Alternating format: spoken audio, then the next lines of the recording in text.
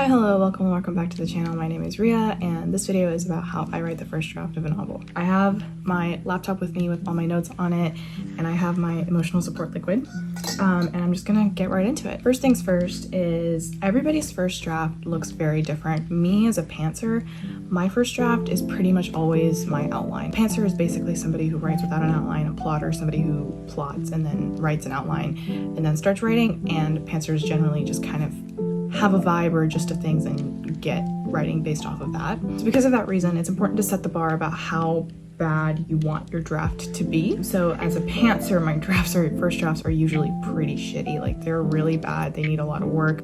There's something in my eye. And they're very far away from, publication. So it's really important to, like, if you're writing a first draft for the first time, especially you don't know what kind of writer you are, I think it's really important to set the bar for how bad you want your draft to be. Like, how bad you're gonna let it be. Like, do you want to just have chunks of it be blank, be like, fill this in later, or do you want it to be sort of figured out, pretty much a second draft? And then the important thing about writing a first draft is, even if you have an outline, don't go back and edit. Like, I'm going to talk about this more later on, but please, like, that is the number one biggest thing that people have said constantly, is just don't go back and edit it as you're writing it, because that helps nobody. We'll have a chance to edit it later. If you have thoughts for an edit, write them down on a separate document or you'll never finish it. Me, when I write a first draft, it's generally like sort of like a word vomit. It's kind of messy.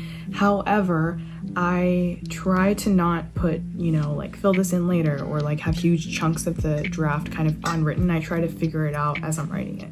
Even if the solution to whatever you're stuck on is bad, just write it. Like, this draft is never going to see the light of day. Like, nobody is ever going to read this draft. This is solely for you to have. And then the other thing is, before you start writing, you want to be able to establish a general sort of timeline, so that kind of like a general area of when you want to finish writing this draft. Usually I can write a first draft in about 3 months. That's what I've learned. Sometimes 4 months.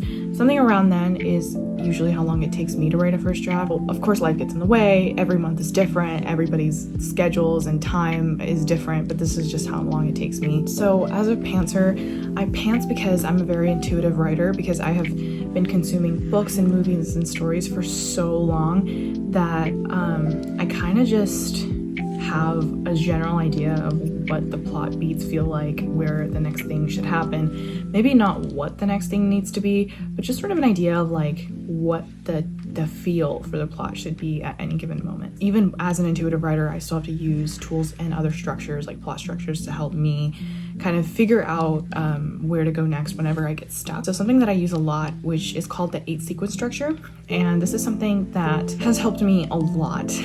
Victoria Aveyard is the person that introduced me to this. She's the author of Red Queen, and she uses this method to write her novels, and she was, I think, a cinema studies major in college, and that checks out because this 8 sequence structure is primarily for, like, when you're writing a screenplay. It's not technically made for books, it's technically made for writing screenplays. Essentially, it translates pretty well into writing novels, and I use that a lot, and I'm gonna definitely make a video about that in the future. I will put something in the description in case you guys are curious. Anytime I get stuck and anytime I feel like I don't know what needs to happen next, or I don't know how to get from point A to point B, I use the 8 sequence structure, and I figure out, okay, which sequence am I on right now?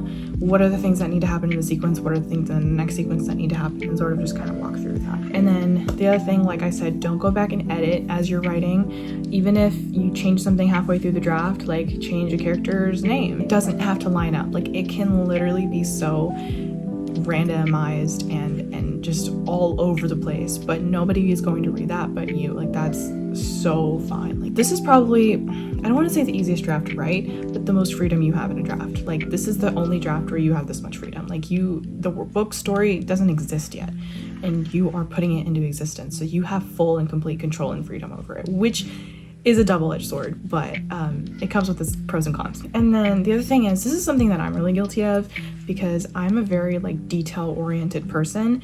So when it comes to writing first drafts, I have a really difficult time of like, does this sentence sound okay? This paragraph sounds really choppy. The words, like, I can't think of the right word. This could be described better, that sort of thing. Don't worry about prose, don't worry about dialogue, like just get the draft out of your head.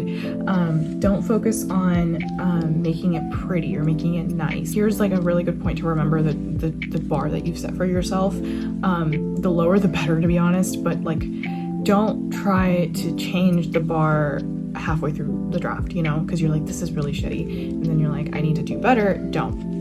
Just keep writing bad words, like keep writing a bad draft. Like as long as it's done, you will put it together and you will make it better. If you think about it, that is probably the worst draft that the story's ever gonna have. Like it will only get better from there on. First draft is so you can tell the story to yourself. That really does slow me down a lot when I'm writing sometimes, and I have to remind myself that it can literally sound horrible. It can sound like a 5-year-old wrote it, but it just has to be written. And in that same vein, there are many moments whenever I come across something that I need to name, like a city or a person or a kingdom or a country, whatever, and I don't have a name for it right away. So there's two things you can do. One, you can put in a temporary name. Two, so something I do is I use an open bracket and then I put in literally the word name, like Name, and then a close bracket. And then when I'm done with that draft, I kind of go in and do Control F and find all of those open brackets and fill them in. What that does is saves me so much freaking time. And you can kind of like give fake names to something, like a temporary name. So for example, there's a character in my like draft that I was writing in the past where I didn't really have a name for him, so I would do open bracket his name and then close bracket, and I would do that every time his name was mentioned. And so then at the end what I did was did Control F his name, and then I just replaced it with whatever name I picked afterwards. I tend to be really picky with the names that I pick for my characters, so I have to like go and like do a Google search and find the perfect name. And that is something that takes up a lot of time. It takes you out of the momentum of writing. You have to kind of stop writing in order to find the right name, and that is just not important right now. Like that's not a first draft problem. And then, like I said, whenever you're writing and you feel like you're writing something bad, just write it anyway. I can't tell you the number of times I'm writing something and I'm like, I hate this sucks. But then when I'm rereading it for revisions, it sparks an idea. Like maybe I don't keep that exact thing, but that leads me into another idea that I end up using for the second draft or the third draft. Never not write something because you think it's bad. And then lastly, 3 months, 4 months are over for me and I'm printing my novel out, because I would really recommend printing it out. There's something about seeing it on the page that changes the way that you look at it, changes the way that you read it.